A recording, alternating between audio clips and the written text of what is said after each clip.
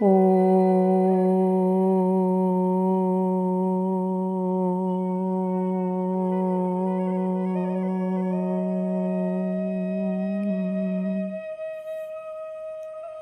ഓം നമോ നാരായണായ. ശ്രീമദ് നാരായണീയം ദശകം 32 മത്സ്യാവതാരം. ഭാഗവതത്തിൻ്റെ മനോഹരമായിട്ടുള്ള സംഗ്രഹമാണ് നാരായണീയം. ഭാഗവതത്തിലെ അതേ ക്രമം തന്നെയാണ് നാരായണീയത്തിലും ഭട്ടതിരി പിന്തുടരുന്നത്. തൊട്ട് മുമ്പ് നമ്മൾ കണ്ടു, ചെറിയ കുട്ടിയായി വന്ന് വലിയ വിശ്വരൂപം കാണിച്ച് ത്രിവിക്രമനായി വളർന്ന് സകല ലോകവും നിറഞ്ഞ ഭഗവാന്റെ വാമനാവതാരം. മത്സ്യാവതാരത്തിലും ഇതേപോലെ തന്നെ സത്യവ്രത രാജാവിൻ്റെ കൈക്കുടന്നയിൽ പെട്ട ഒരു കുഞ്ഞു മത്സ്യം 1,00,000 യോജന വലിപ്പമുള്ളതായി മാറുന്നതും ഒക്കെയാണ് കഥ. നമുക്കിത് പിന്നീട് നോക്കാം. അപ്പോൾ അങ്ങനെ ഒരു സാമ്യമുണ്ട് എന്ന് മാത്രം പറയുന്നു. ഭഗവാന്റെ മത്സ്യാവതാരമാണ് ഇവിടെ വർണ്ണിക്കുന്നത്. ലോകത്തിൻ്റെ അറിവ്, ജ്ഞാനം, വേദം അസുരന്മാർ കട്ടുകൊണ്ടുപോയി. ആ സമയത്ത് ജ്ഞാനം തിരിച്ചു കൊണ്ടുവരാനായിട്ട്, വേദങ്ങളെ വീണ്ടെടുക്കാനായിട്ട് ഭഗവാൻ മത്സ്യമായി അവതരിച്ചു. ആ കട്ടുകൊണ്ടുപോയ അസുരൻ്റെ പേര് ഹയഗ്രീവൻ എന്നാണ്. ഹയഗ്രീവൻ സമുദ്രത്തിനടിയിൽ ഒരു ശംഖിൽ പോയി ഒളിച്ചു.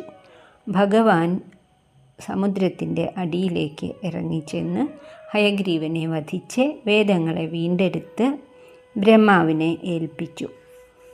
ഈ കഥ ചാക്ഷുഷ മന്വന്തരം എന്ന 6ാമത്തെ മന്വന്തരത്തിൽ നടക്കുന്നതാണ്. ഇപ്പോൾ 7ാമത്തെ മന്വന്തരമാണ് വൈവസ്വത മന്വന്തരം. ഈ വൈവസ്വത മന്വന്തരത്തിലെ മനു ആയിട്ടുള്ളത് മുമ്പേ സത്യവ്രതൻ എന്നു പേരുണ്ടായിരുന്ന ഒരു രാജാവാണ്. ആ രാജാവിന് അതിനുള്ള ജ്ഞാനം നൽകണം എന്നുള്ള ഒരു ലക്ഷ്യം കൂടി ഉണ്ടായിരുന്നു.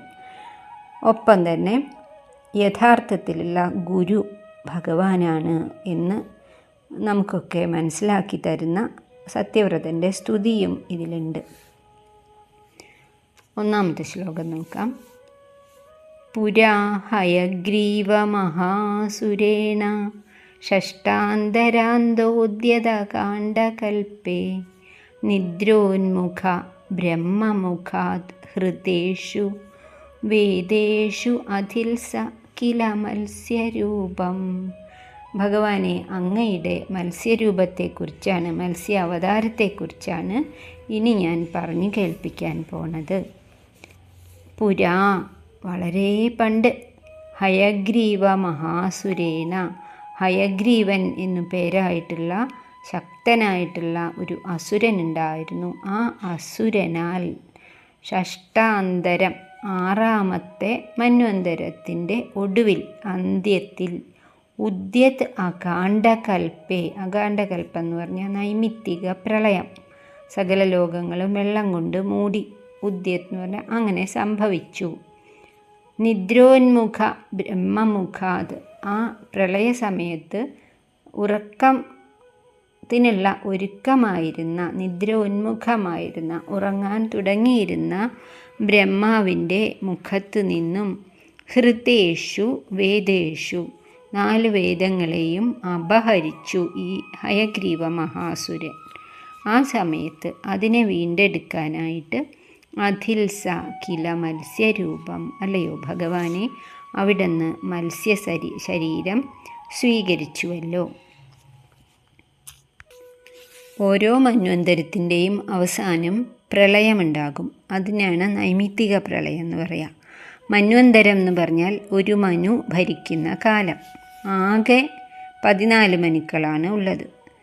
ഇപ്പോൾ ഭരിക്കുന്നത് 7ാമത്തെ മനുവാണ്. ഈ കഥ പറയുന്നത് 6ാമത്തെ മനുവിൻ്റെ കാലത്താണ്. 71 തവണ കൃത, ത്രേത, ദ്വാപര, കലി യുഗങ്ങൾ ഇങ്ങനെ തിരിഞ്ഞ് വരുന്നതാണ് ഒരു മന്വന്തരം. ആദ്യത്തെ മനുവിൻ്റെ കഥയൊക്കെ നമ്മൾ വിശദമായിട്ട് പഠിച്ചു, സ്വായംഭുവ മനു. ഇപ്പോൾ 7ാമത്തെ മനുവാണ് വൈവസ്വത മനു. ആ വൈവസ്വത മനുവിൻ്റെ മുൻപത്തെ ചരിത്രമാണ് പറയുന്നത്. സത്യവ്രത രാജാവായിരുന്നു അദ്ദേഹം. ശ്ലോകം ഒന്നുകൂടി നോക്കാം. പുരാ ഹയഗ്രീവ മഹാസുരേണ, പണ്ട് ഹയഗ്രീവൻ എന്ന മഹാസുരനാൽ ഷഷ്ടാന്തരാന്തോദ്യത കാണ്ഡകൽപ്പേ, ആറാമത്തെ അന്തരം എന്നൂടെ പറഞ്ഞ മന്വന്തരം, മന്വന്തരത്തിൻ്റെ അന്തത്തിൽ ഉദ്യത് അകാണ്ഡകൽപ്പ, നൈമിത്തിക പ്രളയം ഉണ്ടായി. നിദ്രോന്മുഖ ബ്രഹ്മമുഖാത് ഹൃതേഷു, ഉറങ്ങാൻ തുടങ്ങിയിരുന്ന ബ്രഹ്മാവിൻ്റെ മുഖത്ത് നിന്നും അപഹരിക്കപ്പെട്ട വേദേഷു, ആ 4 വേദങ്ങളും വീണ്ടെടുക്കാനായി അധിൽസാഖില മത്സ്യരൂപം, ഭഗവാനെ അവിടുന്ന് മത്സ്യരൂപം സ്വീകരിച്ചുവല്ലോ. അടുത്ത ശ്ലോകം കൂടി നോക്കാം. എവിടെയാണ് ഭഗവാൻ എങ്ങനെയാണ് അവതരിച്ചത് എന്നാണ്. സത്യവ്രതസ്യ ദ്രമിളാധിപർത്തുർ നദീജലേ തർപ്പയതസ്തദാനീം കരാഞ്ജലൗ സഞ്ജ്വലിതാകൃതിസ്ത്വം അദൃശ്യത കശ്ചന ബാലമീന. തദാനീം, ആ സമയത്ത്, വേദങ്ങളെ ഹയഗ്രീവൻ കട്ടുകൊണ്ടുപോയ സമയത്ത്, നദീജലേ തർപ്പയത ദ്രമിളാധിപർത്തൃ, ദ്രമിളദേശത്തിൻ്റെ, ദ്രാവിഡ ദേശത്തിൻ്റെ അധിപനായിരുന്ന സത്യവ്രതസ്യ, സത്യവ്രതൻ എന്തു ചെയ്യായിരുന്നു? നദീജലേ തർപ്പയത, നദീനെ പറഞ്ഞിട്ടുള്ളൂ, ഭാഗവതത്തിൽ കൃതമാല നദി എന്ന് പറയുന്നുണ്ട്. ആ നദിയുടെ തീരത്ത് അദ്ദേഹം വാനപ്രസ്ഥം ആശ്രമമൊക്കെ കെട്ടി ഇരിക്കുകയായിരുന്നു. അങ്ങനെ രാവിലെ കുളിയൊക്കെ കഴിഞ്ഞ് വെള്ളമെടുത്ത് ഇങ്ങനെ മുകളിലേക്ക് തർപ്പണം ചെയ്യാൻ തുടങ്ങുന്ന സമയത്താണ് കണ്ടത്, ആ എടുത്ത വെള്ളത്തിൽ കൈക്കുടന്നയിൽ ഒരു കുഞ്ഞു മത്സ്യം പെട്ടു.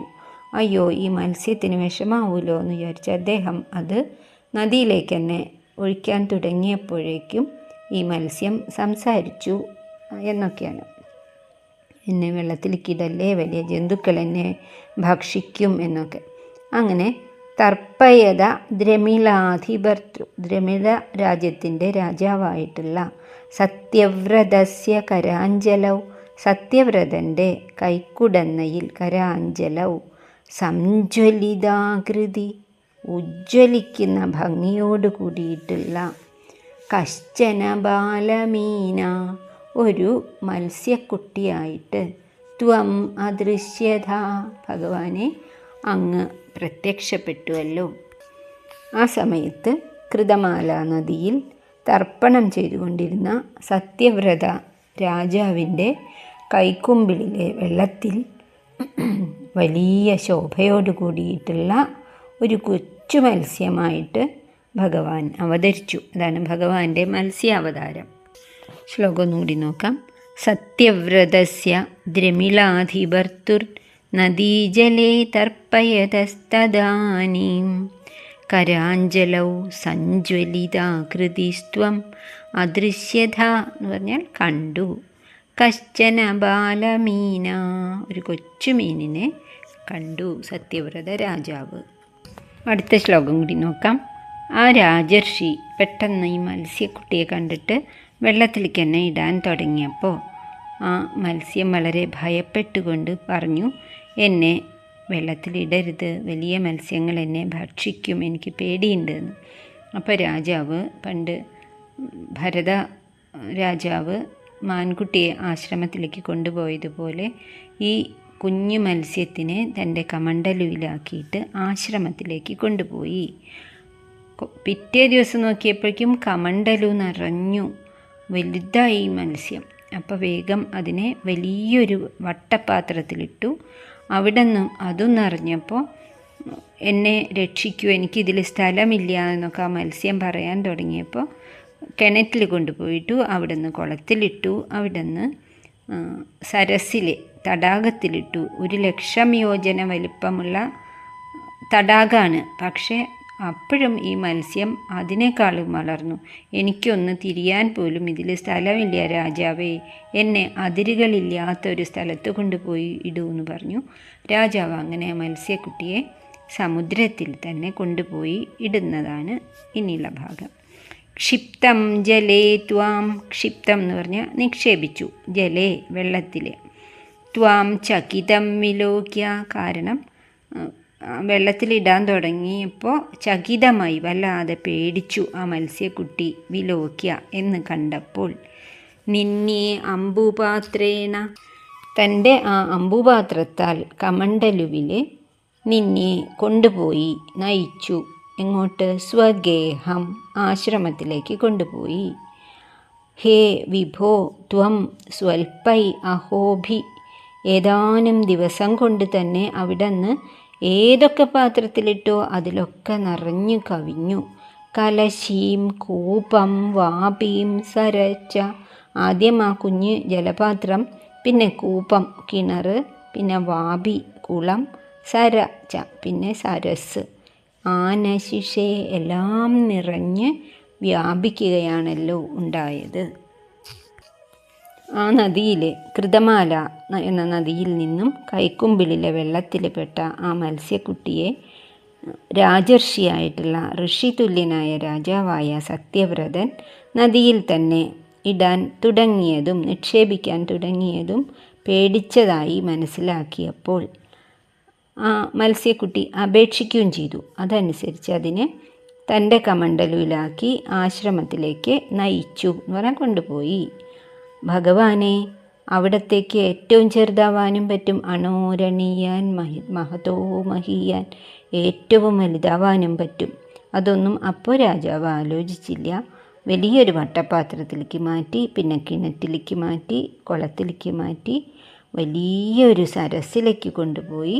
അവിടെയും അത് നിറഞ്ഞ് നിന്നു എന്നാണ് ഈ 3-ാമത്തെ ശ്ലോകം. ക്ഷിപ്തം ജലേ ത്വാം ചകിതം വിലോക്യ